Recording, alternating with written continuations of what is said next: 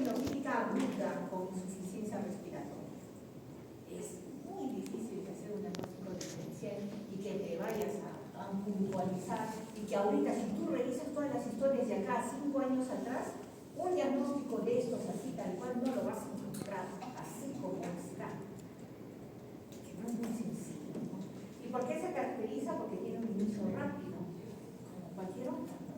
Con fiebre, línea, con significado pulmonar de discursos en la radiografía de tórax. Pues una neumonía simple y se acabó. Que sea complicado, sí, pero así apúntale a que sea eosinofílica aguda, no es tan sencillo. En cambio, acá en la causa del pulmón sí vemos la presencia de full eosinófilo. ¿Y por qué se caracteriza? Porque tiene un citoplasma rosado, fucsia, ¿no? Esa pancita característica. Luego tenemos la eosinofilia pulmonar, ¿no? Simple, y eso lo van a ver tanto como esta como la tropical en los cuando hagan parásitos. Ahí se van a ver con el doctor Vázquez. El doctor Vázquez fue mi maestro. Y fue el que me invitó a la docencia, les voy a contar la historia. Es increíble, pero cuando yo preguntaba parásito, todo el mundo jalaba parásito. Uy, yo dije, no, ¿qué hago yo? Ya les he dicho, lo que menos me puede gustar, que voy a repetir, no, así es que le dediqué tiempo y me acerqué donde el chico, que era muy buen estudioso de una promoción anterior, y le dije, ¿qué has hecho con probar la parásito? Sí, me dice, vas a tener un poco de trabajo, pero y le va a causar gracia, ¿no? Me dice, cómprate esos papelotes 8 pliegos, me lo compré, clase dictada, clase que tú vas y haces ahí tu cuadro, haces si tiene ciclo de luz, el tamaño del huevo, si tiene todito y haces el resumen. Y no vas a hacer uno, vas a hacer uno para tu techo, uno para la pared del baño cuando te sientes, otro cuando estés frente a la mesa donde trabajas, y si puedes, otro en la cocina.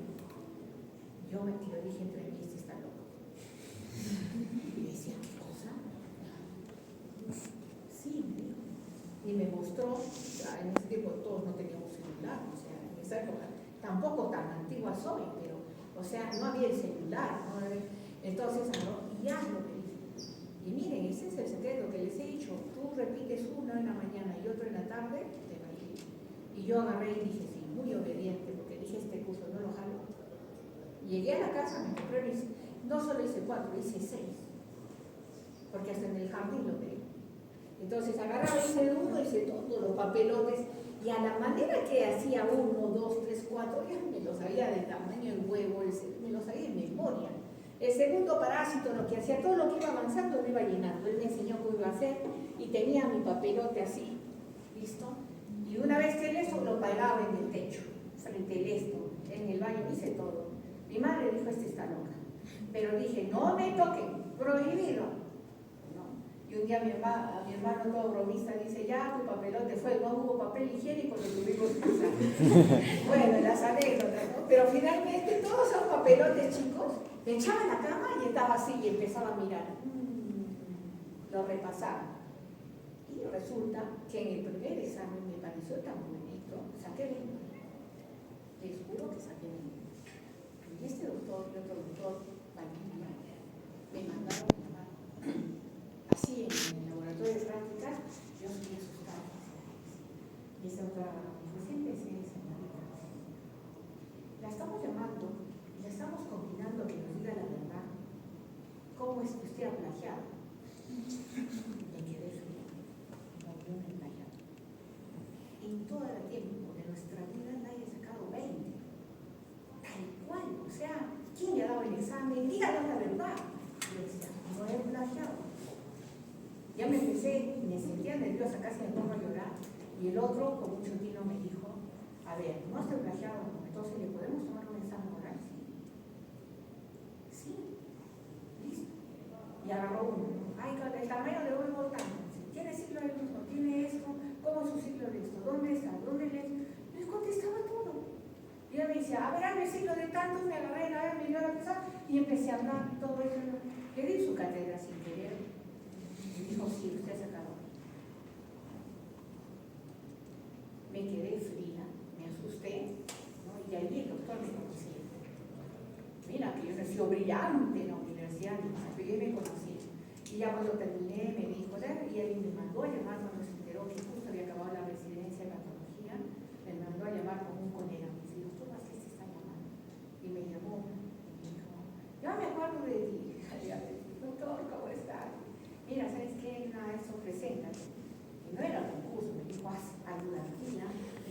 se va a salir a la plaza y postula, ¿no? Y a mí me ha gustado siempre enseñar. Y ese año ahí donde conocí a la doctora Noemí. Con la doctora ahora no hice la pasantía porque me digo feo. Yo no regreso con ella, dije muchas gracias. Me quedé con la doctora Noemí, con todos los que podía ir, embriología, histología, todo roté, ¿no? Y les gustó porque yo era la que revisaba los pasitos, la que hacía todo, deshacía todo. Y al siguiente, a los 2 años todavía, no miento, al año, fue que hubo el concurso con una plaza y ingresé. Así fue como ingresé acá en la docencia, por ese docente que nunca creyó que había sacado médico. Entonces, hagan, ahora pues a lo mejor, como ustedes son tan modernos, se van a hacer su retroproyector arriba, abajo, no lo sé. Escúchenme, mientras más lo hagas y lo repitas, parásito es así. Y te vas a sacar 20, acuérdate. Esos papelotes, ¿no? Pero eso, ¿cómo me di cuenta que como tenía que ser uno, el otro lo volvía a hacer y el otro lo volvía a hacer?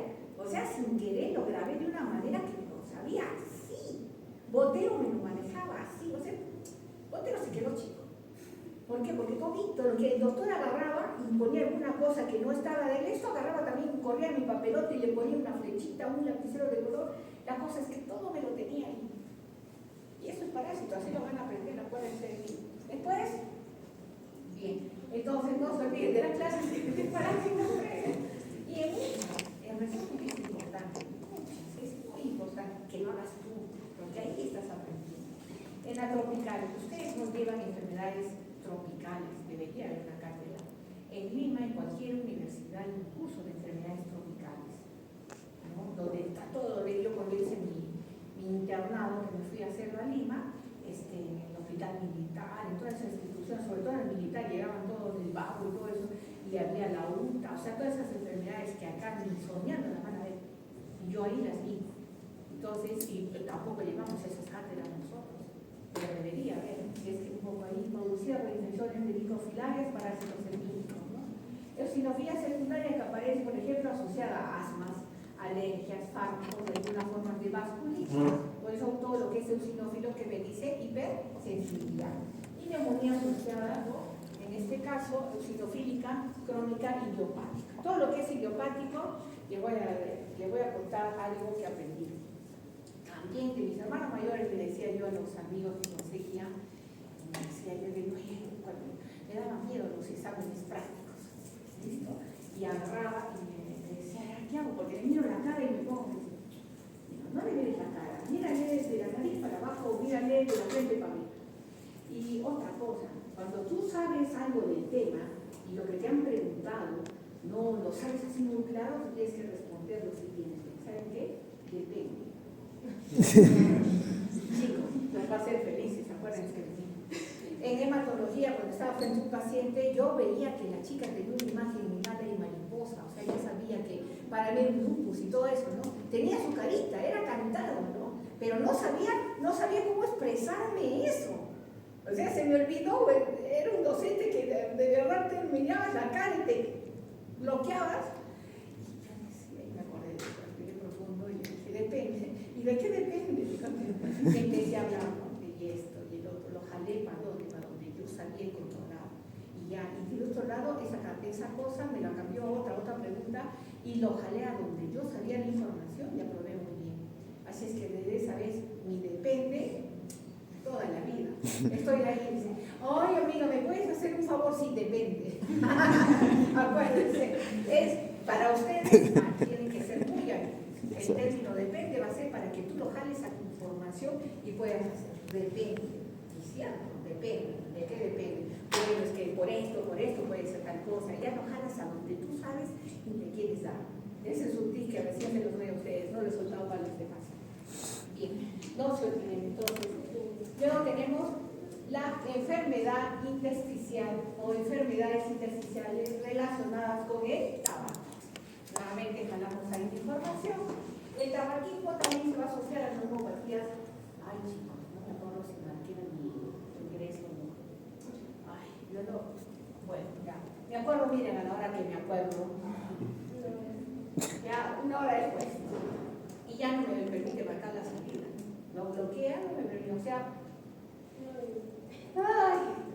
me piden que este delegado está acá. Bueno, alguien que estuvo presente le voy a tener que pedir que diga que sí hice la tarea, que esto me pide la constancia, diga, que el alumno diga si vino o no. Yo le digo, eso es una tontera, porque si yo soy amiga de alguien, le digo, hazme el papelito y... Sí, bien, entonces el tabaquismo también se asocia a neumopatías restrictivas o intersticiales. La neumopatía intersticial descamativa, mira su nombre, descamativa, descamas. ¿Y con qué la puedo confundir ahorita? Dígame. ¿Cuál? Ahorita acabamos de ver una, que son tapones de colágeno, igual con la criptógena, con los cuerpos de Benzos. Pero esos son tapones, ¿no? Mira. Pero eso tiene descamativa, estos son los macrófagos, que son abundantes, ¿no? Y estos macrófagos tienen la característica que tienen el pigmento marrón ahí. Entonces, cuando nosotros vemos eso, entonces en estas, ¿no?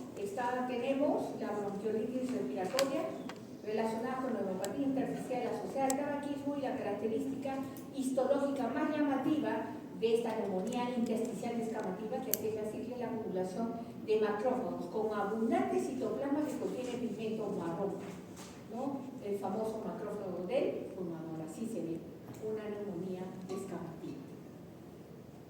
Estas dos están muy antes, después vamos a regresar. Ya no lo he corregido, ya está el PDF, no lo he corregido, pero corresponde a hipertensión pulmonar. Ya vamos a regresar ahí.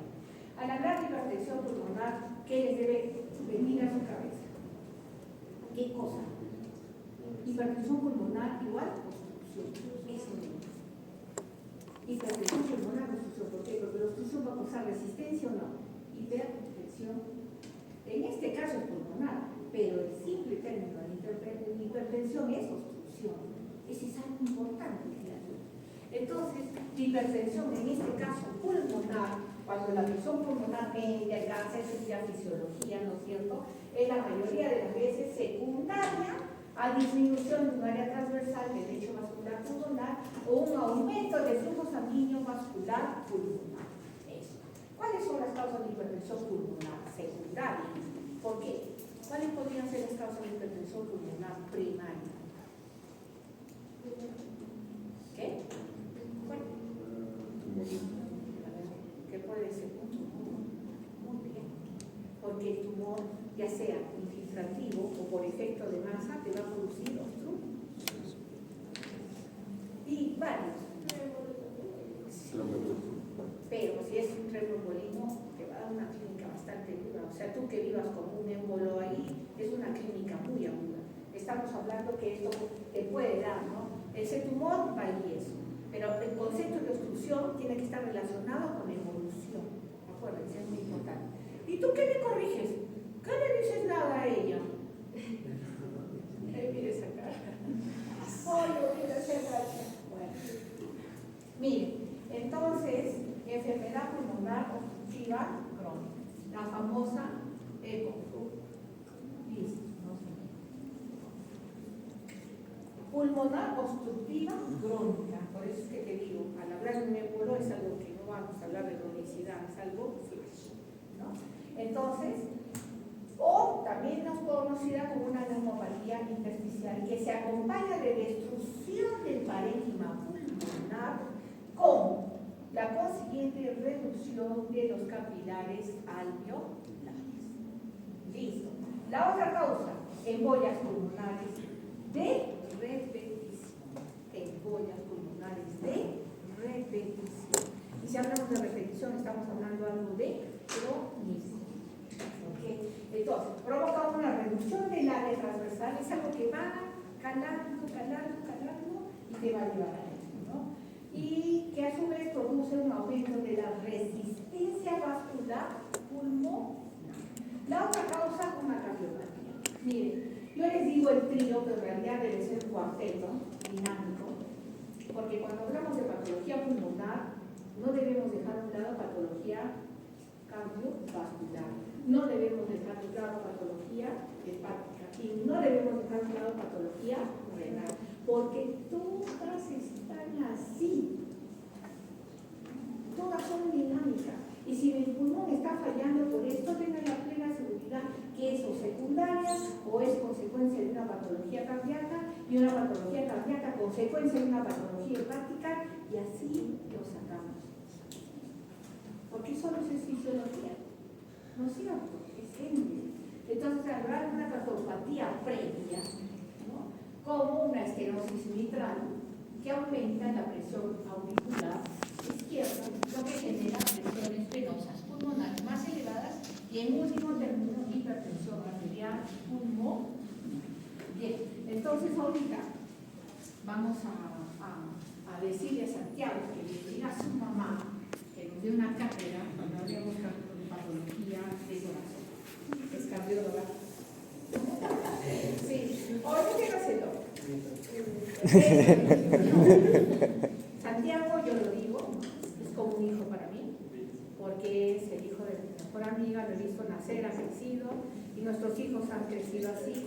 Nos hemos formado en la universidad las dos allá, somos compañeras no de trago, porque no somos de trago, pero sí de comida, de fiestas, de exámenes, de todo lo que hemos vivido es con él. Entonces, Santiago es como un hijo para mí, pero preferencias ustedes saben que no las hay, más bien peor, puede estar más en este caso, pero le digo que a través de él le hablé a la mapicita, yo voy a coordinar con ella para cuando hagamos patología de corazón. Ella hasta el año pasado ha enseñado integración básica, ya, pero es una persona tan ocupada, tan full, o sea que ya no sigue con nosotros, pero la vamos a invitar cuando hagamos patología de corazón, siempre y cuando sus tiempos para que nos dé una cátedra o de la misma patología de corazón o de lo que es interpretación del electrocardiograma, que es básico. Y en una sola clase se nos hace re fácil. ¿Listo? Ahora, no, me va a pegar con mamá.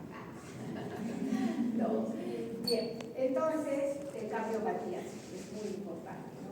Miren lo que nos puede dar, o sea, está relacionado, básico. Entonces, todas están relacionadas. Una cardiopatía, buscamos si hay una hepatopatía, ¿no? Hay una hemostisis y vemos que hay una hipertensión portal que ha producido varices esofágicas, por lo tanto el paciente está botando sangre. Entonces, esto es fisiología, es fisiopatología, es todo que está relacionado. Bien, vamos a ir. Vamos a entrar a otro que son síndromes, ¿no? De hemorragia alveolar difusa. Mira, si son síndromes hablamos de varios. Y si te dice el término hemorragia alveolar difuso, ya te está diciendo todo en general. El título te está diciendo todo y te debe traer a colación lo siguiente. Primero, son enfermedades primarias. Mira, el mecanismo es inmunitario, que se manifiesta por una triada: hemostisis, anemia, infiltrados pulmonares difusos. O sea, el título te debe traer a colación por la triada que se caracteriza a estas patologías. Fondo inmunitario, muy importante. Entonces, ¿cuáles son? El Busch Pasteur, la granulomatosis de Wegener, ¿no? Y la hemosiderosis pulmonar idiopática. Es muy importante. Cuando te hablen de un Busch Pasteur, tienes que hacer esto, que es muy importante. Esto está relacionado con el riñón. Es una glomerulonefritis proliferativa rápidamente progresiva. Ese es clásico de este Busch Pasteur. Ojo, muy importante. Luego, una neumonitis intersticial hemorrágica. Eso caracteriza este Busch Pasteur. Entonces, mira cómo está relacionado con qué, con una patología de fondo renal, que ha tenido una glomerulonefritis proliferativa rápidamente progresiva. Es una patología peor. Vamos a ver glomerulopatía, solo de riñón vamos a ver glomerulopatías. Y se van a acordar de eso. Y la neumonía intersticial hemorrágica. Entonces, las lesiones renales y pulmonares están producidas por anticuerpos dirigidos. Eso es muy importante. Esta hemosiderosis pulmonar idiopática se parece a un Busch Pasteur, pero ¿qué no tiene? ¿No? ¿Qué lo clásico? Que no tiene manifestaciones, no se encuentran nefropatías. No hay nefropatías asociadas. ¿Listo? Y en lo que es vasculitis pulmonar la famosa granulomatosis de Wegener, Entonces, desarrolla manifestaciones pulmonares o respiratorias altas en algún momento de la evolución de la enfermedad. ¿Y por qué se caracteriza esto? Las lesiones pulmonares tienen una combinación de vasculitis necrosante. Vasculitis necrosante es cosa seria. E inflamación granulomatosa también necrosante parenquimatosa. Y las manifestaciones de esta pueden incluir síntomas respiratorios altos y signos y síntomas pulmonares. Entonces no se olviden de los síndromes hemorrágicos, hepatitis anemia, alveolar difuso y traumas pulmonares difusos.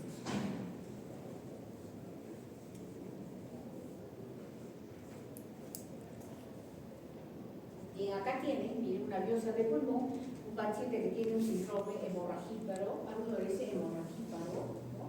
Alveolar difuso. Miren los alveolos que tienen un montón de histrocitos que están cargados de, ¿no?, la hemosiderina, en este caso, porque el sangrado, una vez que el glóbulo rojo se lisa, se separa el grupo hemo de la globina, ya saben cómo es el deterioro de la desintegración, ¿no? Y con el azul de Prusia es que nosotros podemos distinguir que haya sangrado, ¿no? Y acá vemos la coloración con el azul de Prusia, confirmamos que ha habido sangrado pulmonar. Acá tienen igual los macrófagos alveolares, el color azul de Prusia, quiere decir que ha habido sangrado carcinomas pulmonares. Listo, vamos a entrar a patología de cáncer. ¿Qué me dice el cáncer? ¿Cuál es el cáncer más frecuente del pulmón? Muy bien. El metástasis. ¿Han escuchado lo que me preguntaba cuál es el cáncer más frecuente del pulmón? Ya, hasta cuando hemos hablado del capítulo de neoplasias, hemos explicado por qué tanto el pulmón como el hígado son los focos más que dan la metástasis. Ahora, yo no les he preguntado cuál es el cáncer primario del pulmón más frecuente. El término primario es muy importante, pero vamos a hablar de algunos de ellos, es muy importante. Bien, acá tenemos los pulmones, ¿no? Y cuando vemos muchos nódulos, ya hemos visto qué cosas pueden ser patologías inflamatorias, infecciosas, hemos visto hasta ahorita eso, que puede ser también eso. Esta imagen que ves acá, en tantos rayos X, en tomografía y todo, cuando ves más nódulos, ¿no?, lo primero que dicen es metástasis pulmonares. ¿Listo?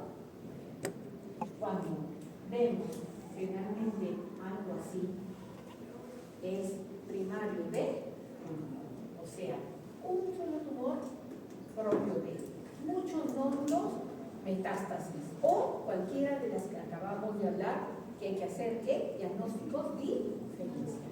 Ahí está claro.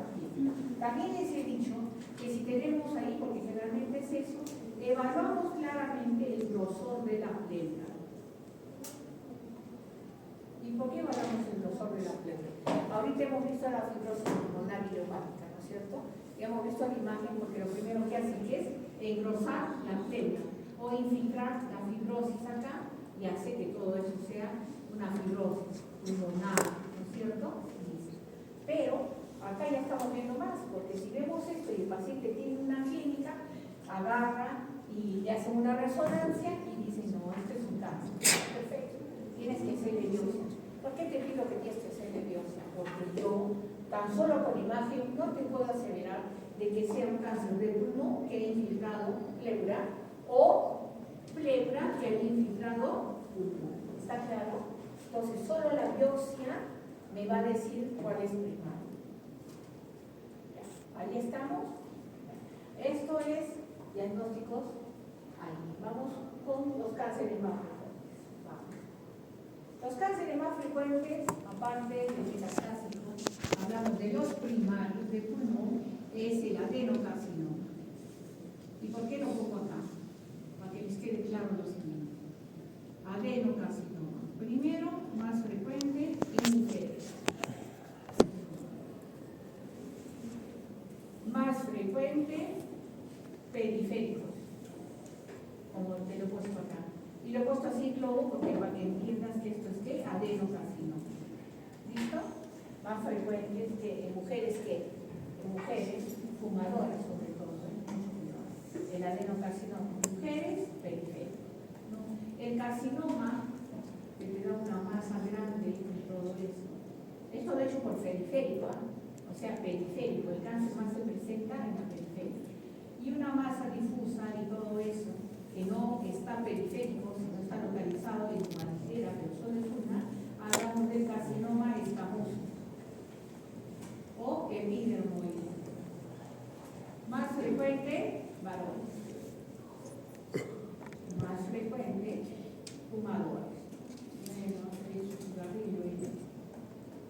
¿Está bien? Hablamos de los dos tipos de cánceres más frecuentes. Pero con ustedes vamos a sacar todo lo demás que pueden haber. ¿Listo? Vamos. Acordémonos de las estructuras pulmonares. ¿Listo? ¿Qué hay? ¿Vasos o no? Sí. Si hay vasos, ¿qué tumor puede haber? Un hemangioma. ¿Qué tumor maligno puede haber? Un hemangiosarcoma. Vasos. Vasos nada más. Listo. ¿Tenemos vasos linfáticos o no?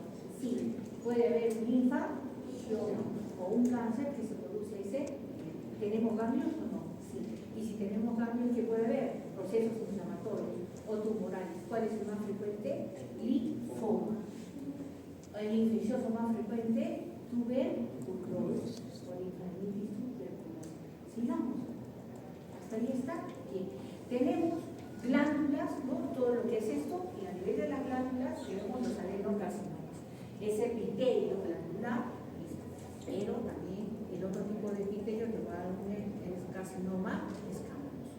Entonces, si te preguntan todo eso solo por tu distinción histológica, puedes deducir todo lo que puede haber.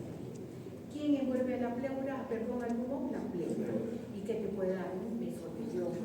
Y puede ser benigno o maligno. Ahora te dice, y en la pleura que tapiza la cavidad torácica, ¿puede haber tumores? Sí. Te puede dar un mesotelioma maligno. Entonces, todas las estructuras histológicas pueden originar un determinado tumor o neoplasia, ya sea benigna o maligna. Entonces, sacar de acá todos los tipos, sí, hay una producción, hay el sistema APUT, el neuroendocrino, ¿no? Entonces, ¿qué te puede dar? Unas neoplasias neuroendocrinas, o sea, chicos, todo. Si hay el sistema nervioso, te puede dar un tumor de origen nervioso. Entonces, encontrar acá dificultad, yo no le veo. El problema es que tú sepas enfocar que las cosas no son difíciles en sí, solo las tienes que buscar y organizarlas bien. Entonces, ¿qué tenemos? Están insistiendo en esto, estudio de graduación.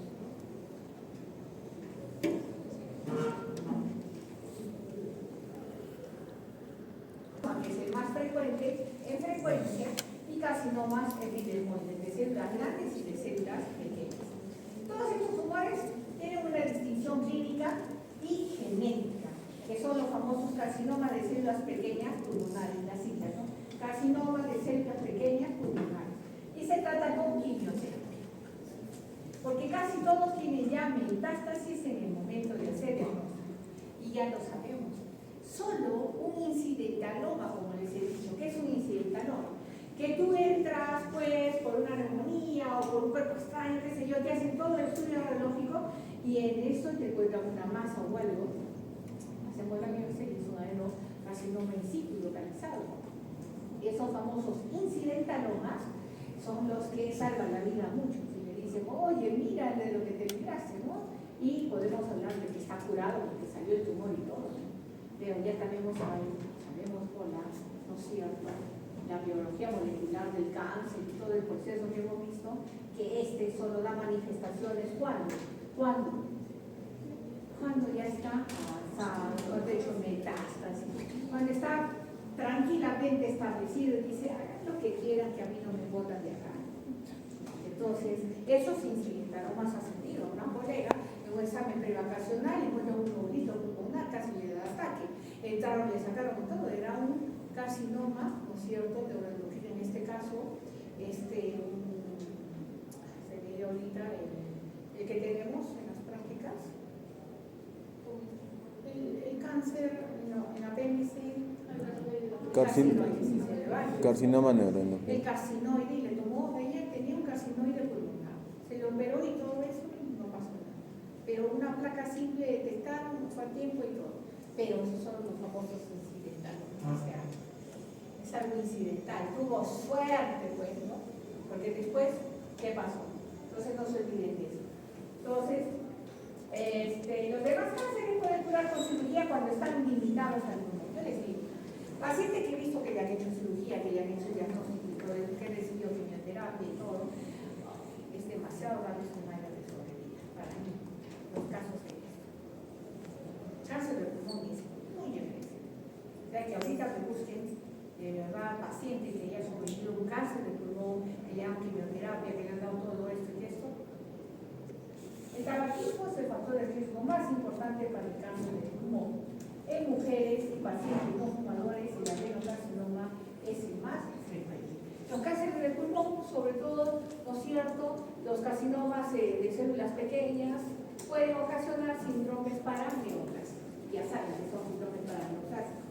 Ya lo saben, ¿no? Y en la actualidad los tumores de 3 centímetros o menos caracterizados por un crecimiento puro siguiendo las estructuras persistentes, sin infiltración del estroma ámbar, se han pasado a denominarse adenocarcinomas in situ. O sea, están localizados. Porque te dicen, ¿no es cierto?, sin infiltrar el estroma, o sea, no sobrepasan la barrera. Y entre las lesiones precursoras se encuentran las displasias escamosas. Y ya sabes que la displasia, ¿qué es? Preneoplasia. Camino a la el carcinoma de hierro. Y en la hiperplasia adenomatosa, ya sabes que el apellido adenomatoso, ¿qué es? Displasia de cierto grado. ¿Ok? Entonces, con atipia y el adenocarcinoma in situ, ¿no?, a tener mucho cuidado, son carcinomas pulmonares. Tener mucho cuidado en lo que es diagnóstico diferencial. Y para eso te invito a que veas las placas. Las placas de pulmón son muy importantes, clásicas, de neumopatías, de broncopatías, de todo, de alteraciones vasculares.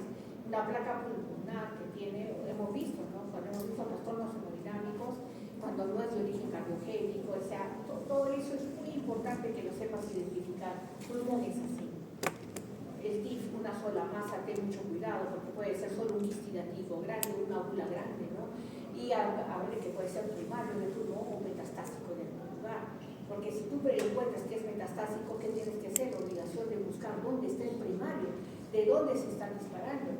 Lo más frecuente los varones, cuando vienen con todo masa pulmonar y todo eso, encontramos, le hacemos marcadores tumorales tanto en el tejido como marcadores tumorales, ¿no es cierto?, en sangre periférica, que les dije que servía para control, ¿no? Nos apunta que puede haber un primario y buscamos ahí, encontramos que hay una masa tumoral en el recto, en el sigmoides, en el paciente.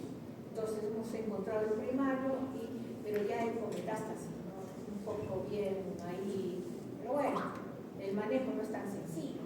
Entonces, vamos. Los factores predisponentes, el tabaco, ahí nuevamente está ahí, los factores predisponentes al cáncer del pulmón. La exposición a asbesto, ¿no?, hidrocarburos aromáticos, estos generalmente están en las fábricas de pintura, de sustancias, etcétera, etcétera, metales como arsénico, como el níquel, hay fábricas, industrias grandes que manejan esto, ¿no? Entonces tener mucho cuidado. Exposición a radioactividad, eso se maneja en minas, ¿no? Nosotros minas de uranio, radón, que son más en el extranjero, ¿no?, ese tipo de exposición a radioactividad. Cicatrices en el parénquima pulmonar, ya les dije que una cicatriz en el parénquima pulmonar, hay que tener mucho cuidado porque te puede originar ¿qué? Cáncer de pulmón. Es increíble. Y hemos visto a pacientes que pasó una tuberculosis, que tenía supuestamente una vida recuperada y que viene con cáncer pulmonar. ¿Y cuál era el antecedente? Es una larva para mi pastilla que no traje. Tuberculosis.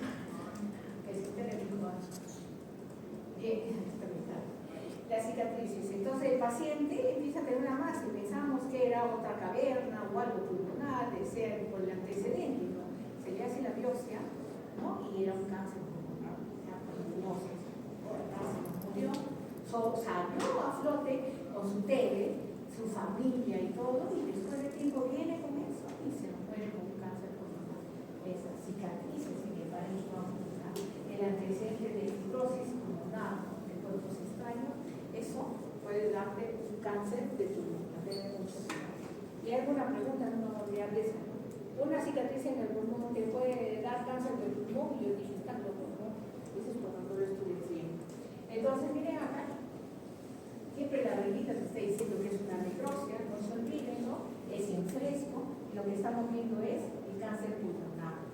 Y cuando vemos el cáncer, repasamos nuevamente nuestras características de un tumor canceroso maligno, que es infiltración, bordes imprecisos. O sea, acá pones en talla, acá pones en juego todo lo que has estudiado ahora. Lo repasas, porque es lo mejor, al repasarlo. Entonces es un cáncer que está ahí. ¿Qué otra cosa más ya te enseñaba a ser observador? Tienes atracosis pulmonar. ¿Listo? Bien, y si eres más observador aún, es que acá por el brillo no veo bien, tengo que ver acá. Acá hay esto. Esto de acá es un ganglio, ¿no? Es un ganglio. Está con metástasis ya de.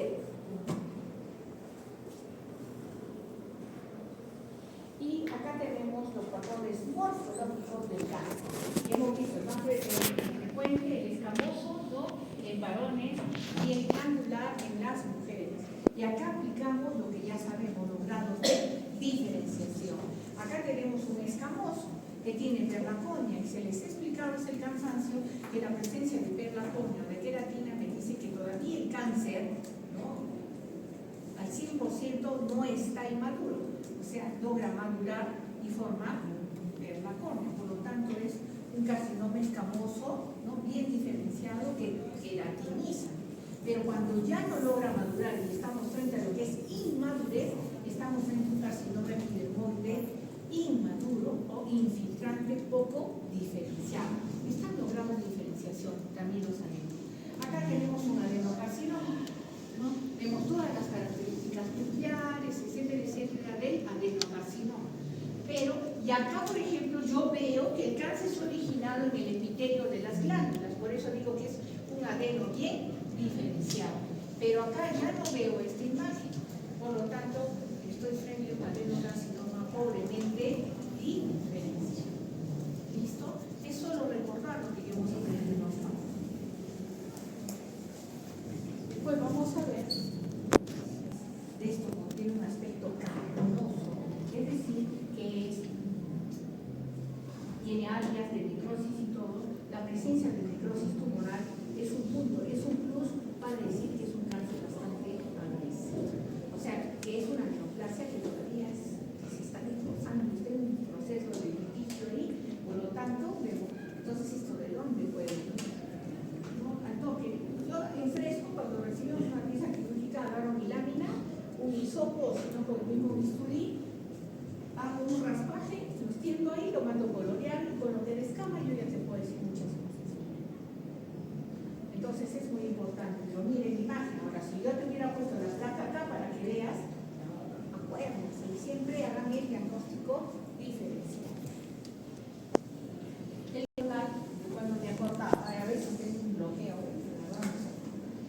derivan estas células que te decían neuroendocrinas en la mucosa bronquial y secreta serotonina, que se puede detectar sobre la bolita en la orina, ¿no es cierto? Ocasionalmente puede secretar las 5-hidroxiglucosa y puede causar ¿qué? Síndrome de Cushing. Entonces, y ustedes han visto carcinoide apenicular que han dado, van a dar examen, también lo han visto, ganglio con metástasis de carcinoide, también lo han visto, carcinoide intestinal.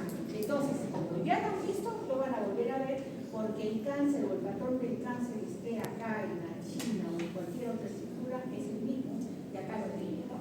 Lo característico del carcinoide, ¿no? Son células monomórficas con un cacho fibroso que los anida, los encapsula o le forma como nódulos.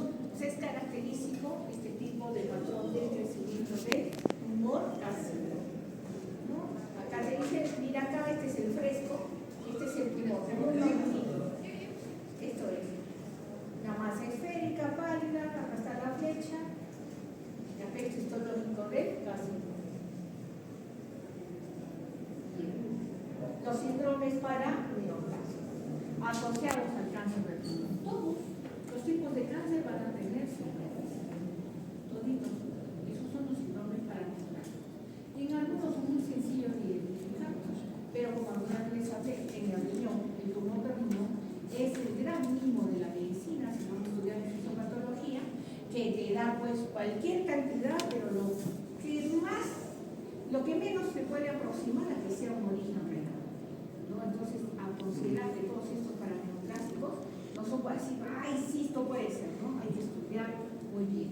Tenemos un Cushing, que eso se da en todo lugar, el carcinoma de células pequeñas, un carcinoma bronquial, el de secreción inapropiada de hormona antidiurética, en el de células pequeñas, la hipercalcemia, carcinoma de células escamosas, ¿no? Entonces, secreción de un vector relacionado con la paratormona, el síndrome miasténico, miopático de Eaton-Lambert, que es carcinoma de células pequeñas, anticuerpos contra canales de calcio neuronales activados por voltaje, ginecomastia, osteoartropatía hipertrófica y mucho más. Entonces, todos los que vamos a ver van a tener síndrome paraneoplásico. Para que todo lo que sea, todos vamos a iniciar con lo primero. ¿Qué cosa es? Procesos inflamatorios. Si hablamos de procesos inflamatorios de la pierna, vamos a ver una pleuritis aguda, una pleuritis crónica. La cronicidad que va a llevar al rozamiento, por lo tanto, a la gran inflamación crónica, de que vamos a hablar después de una paquipleuritis. De la paquipleuritis, el engrosamiento de la pleura, por un proceso inflamatorio crónico, como fue manejado, como debió el tiempo, que hace cronicidad y engrosamiento de la pleura. Y si yo tengo el engrosamiento de la pleura, estoy en la obligación de hacer un diagnóstico diferencial en una paquipleuritis o un mesotelioma. Como te he dicho, debes hacer esa diferencia. ¿Listo? Después, procesos inflamatorios, agudos crónicos, tumorales, ya hemos visto si hay engrosamiento, tenemos que ver si es un mesotelioma. Y si hablamos de tumoral maligno, tenemos que ver que sea si es benigno o es un mesotelioma maligno. Esto es infeccioso, tumorales y bueno. La mayoría de causas de estos están asociados con el derrame pleural, ¿no? Hay un derrame pleural ahí, ese derrame que está ahí, ¿no? La presencia de ese derrame que puede dar es un cuerpo, ¿no? Irritativo, son componentes irritativos que te van a llevar a debutar en esos procesos infecciosos. Entonces tenemos el derrame pleural, la presencia de líquido en el espacio pleural, que puede ser ultrasudado o exudado, que ya lo saben las diferencias. Un derrame pleural que es ultrasudado se denomina hidrotórax, eso debe quedar muy claro.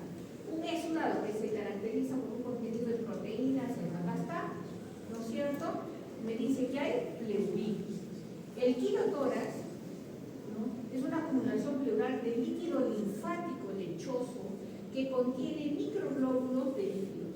Y el volumen total del líquido puede no ser grande, pero el quirotórax casi siempre es importante porque implica la fusión de los productos linfáticos principales por un cáncer intratórax. Entonces, el quirotórax hay que estudiarlo bien. El volumen puede no ser grande, pero es importante. ¿Por qué? Porque implica la obstrucción de los productos linfáticos. ¿Por qué? Por un cáncer intratórax.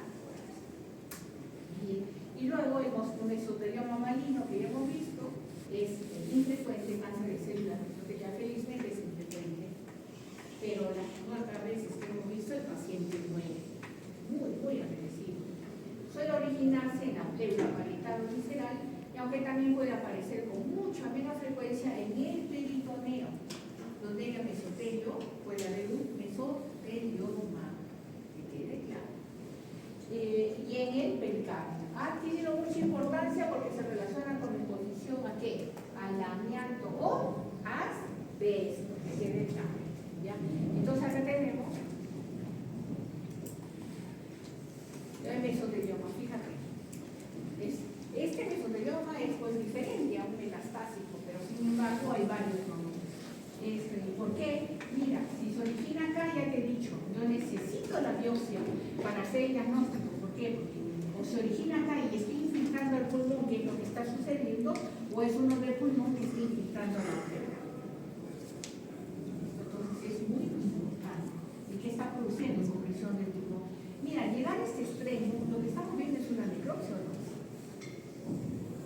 Nunca vamos a mandar con un pulmón para estudiarlo, no de ese tipo. Pero una necropsia. La paciente está ahí, mira, y si soy más observador, mira cómo está la cadena ganglionar, que este es el límite donde la sacan, está toda tomada por este cáncer. Y luego tenemos este fresco, que es las estructuras que han crecido en la pleura parietal, no en la visceral.